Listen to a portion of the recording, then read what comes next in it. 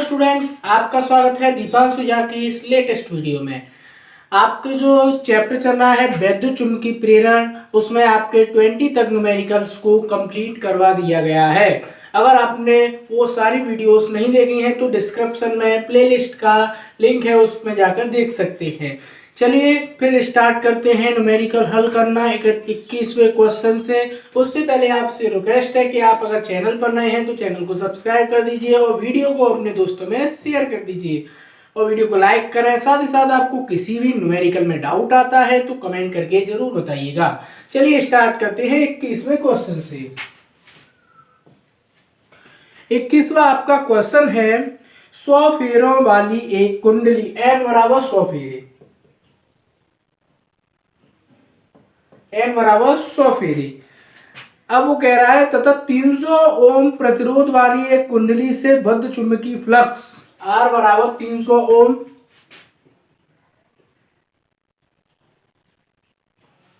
R बराबर 300 ओम चुंबकीय flux 0.1 second में डेल्टा टी बराबर दी हुई है 0.1 सेकंड में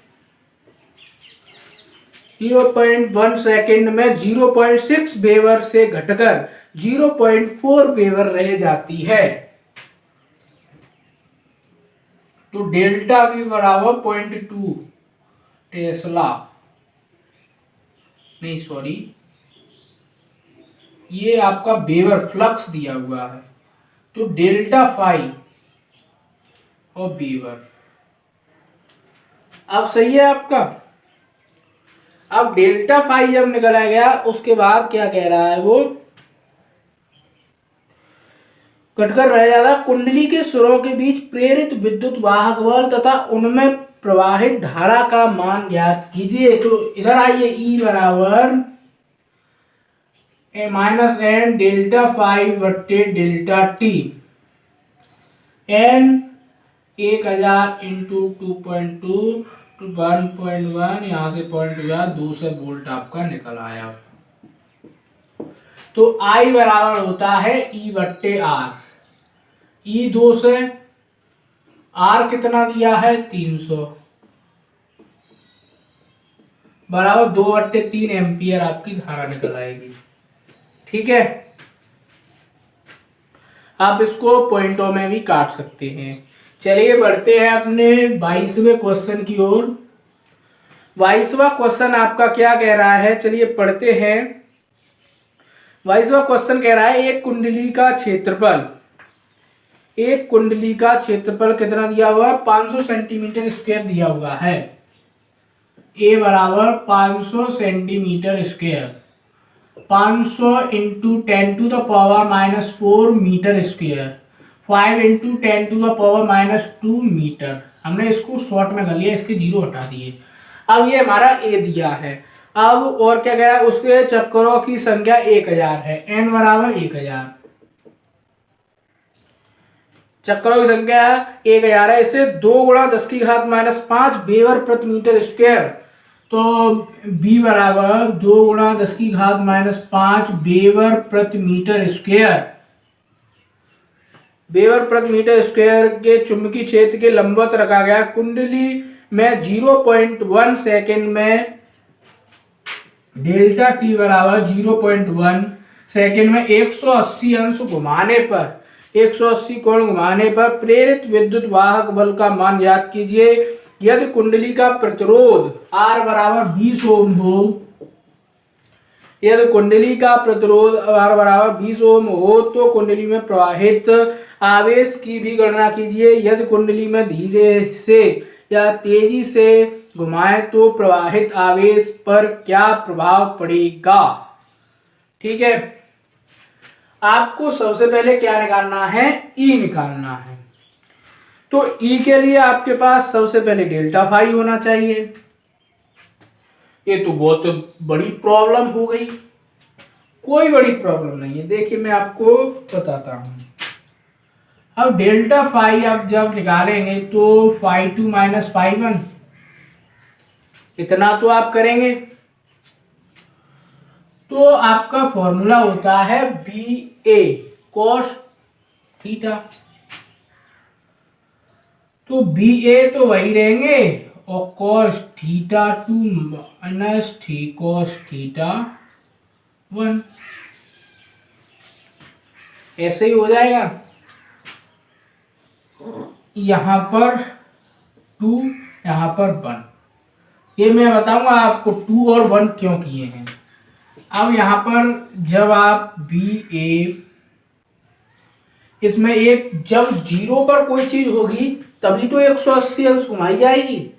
तो पहले 0, 0 का मान 1 प्लस 180 का मान -1, तो माइनस माइनस प्लस हो जाएगा।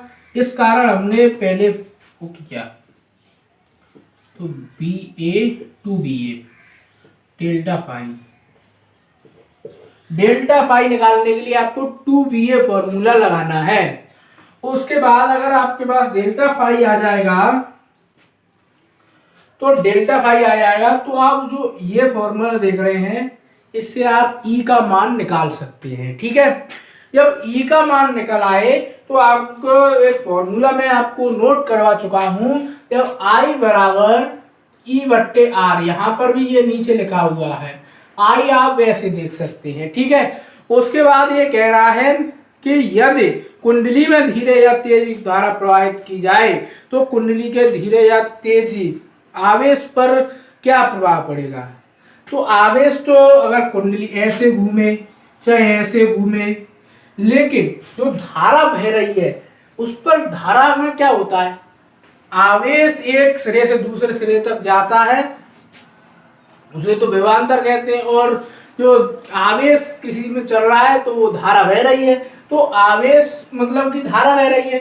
तो धारा तो चाहे कुंडली घूम रही हो, चाहे एंटी क्लॉक घुमाइए चाहे क्लॉकवाइज घुमाइए, आपकी धारा तो उतनी ही रहेगी जितनी आप भेजेंगे। ठीक है, इस पर कोई प्रभाव नहीं पड़ेगा आवेश पर। चलिए बढ़ते हैं 23वें क्वेश्चन की ओर। इसको इरेज कर लेते हैं और आप कंसेप्ट को समझते चलिए। और आप न्यूमेरिकल की जितनी ज्यादा प्रैक्टिस करेंगे उतनी ही ज्यादा आप न्यूमेरिकल लगा सकते हैं। ठीक है, तो चलिए 23वां क्वेश्चन लिख लेते हैं। 23वां क्वेश्चन आपसे क्या कह रहा है, 50 ओम के प्रतिरोध वाली एक बंद कुंडली में, पहले ही लिख लीजिए R बराबर 50 ओम। 50 ओम की एक कुंडली दी हुई है आपको, उसमें बंद कुंडली है, 1000 फेरे हैं, N बराबर 1000 फेरे हैं। 4 सेंटीमीटर स्क्वायर क्षेत्रफल वाली आयताकार फ्रेम में लपेटी गई है। ए बराबर 4 × 10⁻⁻4 मीटर स्क्वायर में हमने डायरेक्ट क्षेत्रफल लिख लिया। अब कह रहा है फ्रेम में लपेटी गई है, इस कुंडली का तल बी बराबर 0.4 वेबर प्रति मीटर स्क्वायर के एक समान चुंबकीय क्षेत्र के लंबवत दिशा में रखा गया है। कुंडली को 180 अंश घुमाने पर उसमें बहते हुए आवेश की गणना करनी है। थीटा बराबर 180 अंश हो, तब आवेश की गणना करनी है। तो आवेश के लिए आपको क्या क्या चीजें जरूरी होंगी। आवेश अगर निकालेंगे तो आपको उसके लिए E की तो जरूरत पड़ेगी ही। ठीक है, तो पहले तो आप एक फॉर्मूला लगाएंगे, डेल्टा फाई बराबर 2BA, क्योंकि इसमें भी 180 अंश घुमाया जा रहा है। क्वेश्चन के मोटिव को समझिए तो आप इसको सॉल्व कर पाएंगे। अब आपने इतना तो कर लिया, अब आपको Q की बात आ रही है। Q कैसे निकालेंगे, तो Q का फॉर्मूला होता है आपका, यहां पर लिख देता हूं, Q बराबर N माइनस डेल्टा फाई बट्टे R।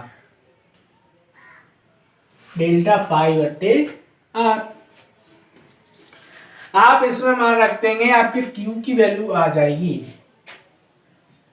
24वां सवाल है आपका। 24वां क्या कह रहा है, एक ग्रामोफोन की पीतल की बनी डिस्क जिसका व्यास, ग्रामोफोन की एक डिस्क है जिसका व्यास 15 सेंटीमीटर है, R बराबर 15 सेंटीमीटर, इधर 30 दिया था, हमने त्रिज्या लिख ली है इसकी 15 इंटू 10⁻⁻2 मीटर में, ये आर हमने लिख ली। उसके बाद 100 चक्कर प्रति सेकंड की दर से क्षैतिज तल से घूमती है, तो एन बराबर 100/60 चक्कर प्रति सेकंड कर लिया। आप जानते हैं 1 मिनट में 60 सेकंड होती हैं, ठीक है। और क्या कह रहा है, यदि पृथ्वी के चुंबकीय क्षेत्र के ऊर्ध्वाधर घटक का मान 0.1 वेबर प्रति मीटर स्क्वायर है, तो V बराबर 0.01 वेबर प्रति मीटर स्क्वायर है। तो डिस्क के केंद्र और परिधि के बीच प्रेरित विद्युत वाहक बल की गणना कीजिए। केंद्र और परिधि के बीच प्रेरित विद्युत वाहक बल की गणना करनी है आपको। पहले तो आपका थीटा बराबर 0 अंश है, ठीक है। जब आप 0 अंश लगाएंगे तो cos 0 1 होता है, तो आप डेल्टा फाई की वैल्यू फाइंड करेंगे, ठीक है। प्रेरित विद्युत वाहक बल, तो वही फॉर्मूला है E बराबर n इंटू डेल्टा फाई बट्टे डेल्टा टी।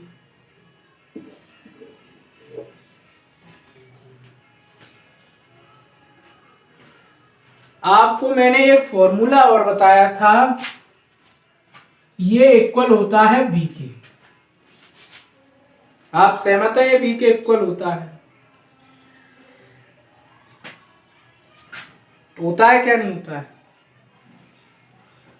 तो आप एक फॉर्मूला और इसके लिए लगा सकते हैं, E बराबर n इंटू डेल्टा बी बट्टे डेल्टा टी, लेकिन आपके पास इसकी वैल्यू नहीं है,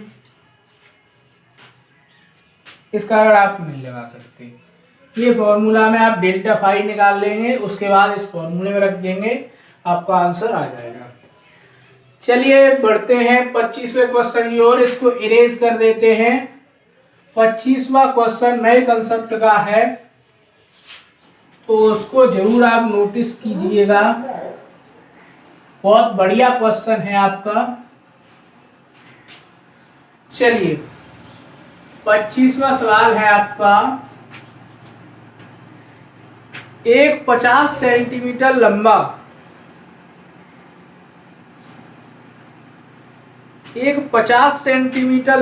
तार है।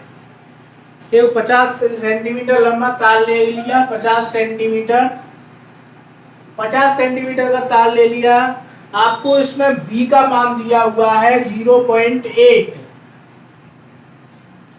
अब मैं डायरेक्ट मान ही लिख देता हूँ, टेस्ला में लिख देता हूँ, इतना बड़ा मात्रक क्यों लिखूं। और V बराबर आपको दिया हुआ है 2 मीटर प्रति सेकंड, इसमें वेग दिया हुआ है। तो आपका एक फॉर्मूला है V बराबर BVL साइन थीटा, ठीक है। इसमें वैल्यू रखेंगे 0.8 इंटू 2 इंटू 5 की वैल्यू आप हमेशा किस में रखते हैं, एक किसमें मीटर में रखेंगे, 0.1 लगा दिए, 0.5 लगा दिए हमने, सॉरी। तो इसका इसमें गुणा करेंगे, 5 दूना 10, 1 हो गया, 0.8 आ गई आपकी वैल्यू, 0.8 वोल्ट, ठीक है। आपका 26वां क्वेश्चन है, चलिए पढ़ते हैं। 26वां क्वेश्चन है 0.4 मीटर, 0.4 मीटर L बराबर हो गया ये आपका।